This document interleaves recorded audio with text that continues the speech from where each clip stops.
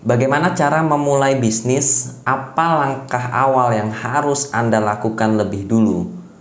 Temukan jawabannya di video ini.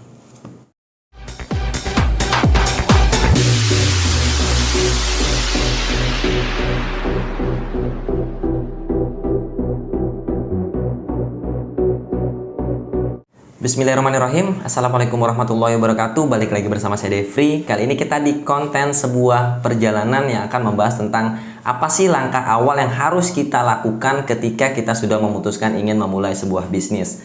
Apakah kita harus mencari modalnya dulu? Apakah kita harus mencari lokasinya dulu? Ataukah kita harus mencari timnya dulu? Atau stok produk dulu? Atau yang mana nih?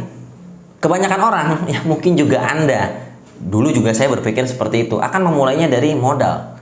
Oke, step awal berarti kita harus cari modal. Ya, percaya atau tidak, itu kurang tepat. Kurang tepat berarti bukan berarti salah ya. Karena kalaupun saat ini Anda diberikan modal, taruhlah saya misalkan, oke, kamu mau bisnis apa nih? Saya kasih modal 10 juta. Pasti Anda juga akan bingung. Ini 10 jutanya buat apa dulu nih? Akhirnya nanti Anda salah langkah. Yang terjadi apa ketika Anda mendapatkan modal? Ya, akhirnya Anda buat stok semua tuh. Kalau perencanaan di awalnya tidak matang. Oh, saya mau usaha ini, saya stok dulu nih 10 juta.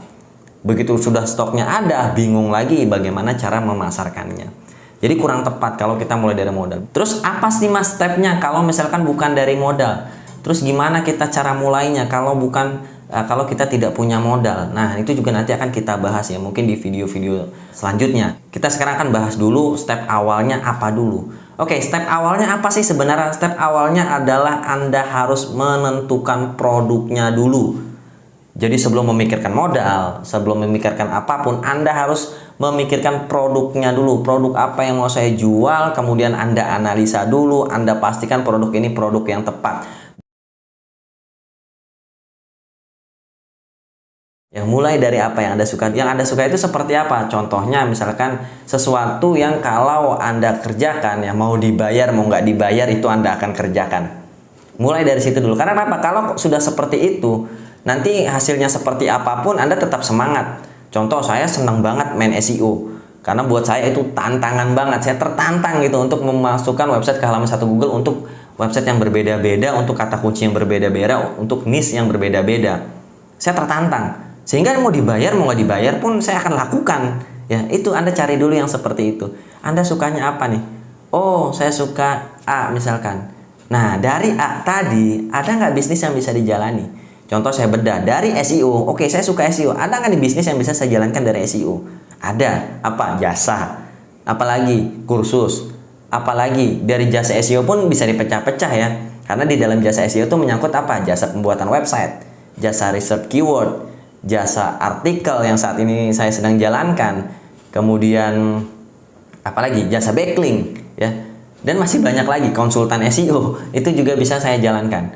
Yang semuanya sekali lagi kalaupun nggak dibayar itu saya rela mengerjakannya karena saya suka, apalagi kalau dibayar gitu kan. Nah, itu yang teman-teman perlu temukan dulu. Contoh lagi yang lainnya, misalkan teman-teman oke, saya suka atau saya hobi sepak bola mas, apapun tentang sepak bola ya saya mau mengerjakannya gitu kan. Oke, sekarang Anda hobi sepak bola, ada nggak dari sepak bola itu yang bisa dijadikan bisnis?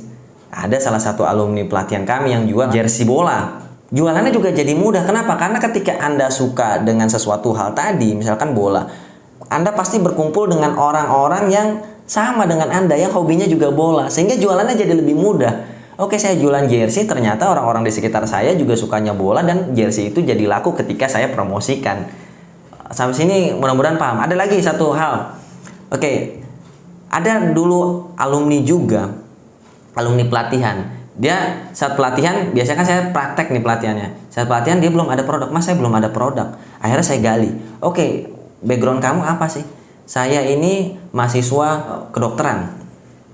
Dia bilang saya ini mahasiswa kedokteran.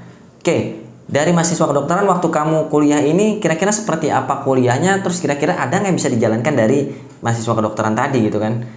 Ini belum lulus ya, mahasiswanya belum lulus. Kalau misalkan dia sudah lulus, udah buka klinik aja selesai gitu. Ini belum lulus.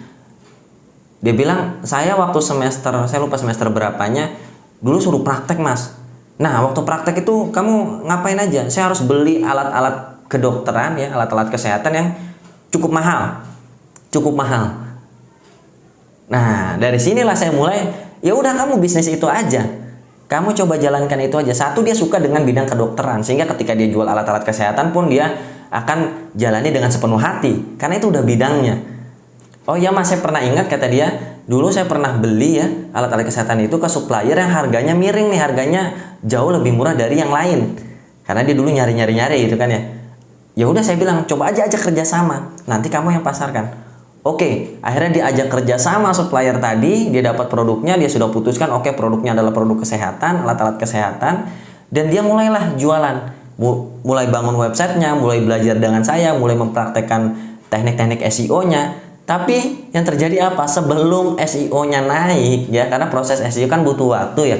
Sebelum SEO-nya naik, produknya sudah laris. Produknya sudah laris. Kok bisa?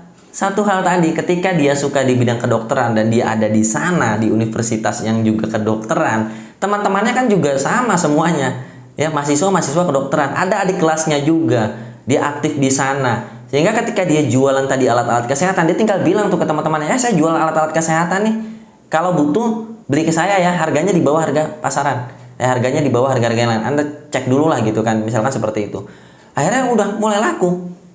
Dari mulut ke mulut ya, dari mulut ke mulut, mulailah laris barangan dia sebelum SEO-nya tadi naik. Jadi hal awal yang harus Anda lakukan adalah tentukan produk apa yang ingin Anda pasarkan. Bukan hanya berdasarkan, oh kayaknya ini, bukan. Tapi harus benar-benar Anda analisa. Ya kalau bisa itu juga bagian dari yang Anda sukai, ya bidang yang Anda sukai. Sehingga tadi ya ketika Anda lakukannya, Anda semangat gitu. Terus semangat walaupun ada atau nggak ada uangnya. Kemudian lihat juga di sekeliling Anda. Tapi ketika Anda menyukai bidang tersebut, saya yakin sekeliling Anda pasti juga orang-orang yang menyukai bidang tersebut. Karena kita itu berkumpul bersama orang-orang yang sama dengan kita. Contoh saya suka SEO, ya udah saya kumpulnya sama orang-orang yang suka SEO. Sehingga ketika Anda pasarkan produknya, karena memang marketnya juga sudah ada dan itu adalah bidang yang Anda sukai, barang itu akan laris. Oke, itu saja dari saya. Semoga konten kali ini bermanfaat. Like kalau Anda suka dengan videonya, dislike kalau Anda tidak suka. Sampai bertemu di konten-konten selanjutnya. Wassalamualaikum warahmatullahi wabarakatuh.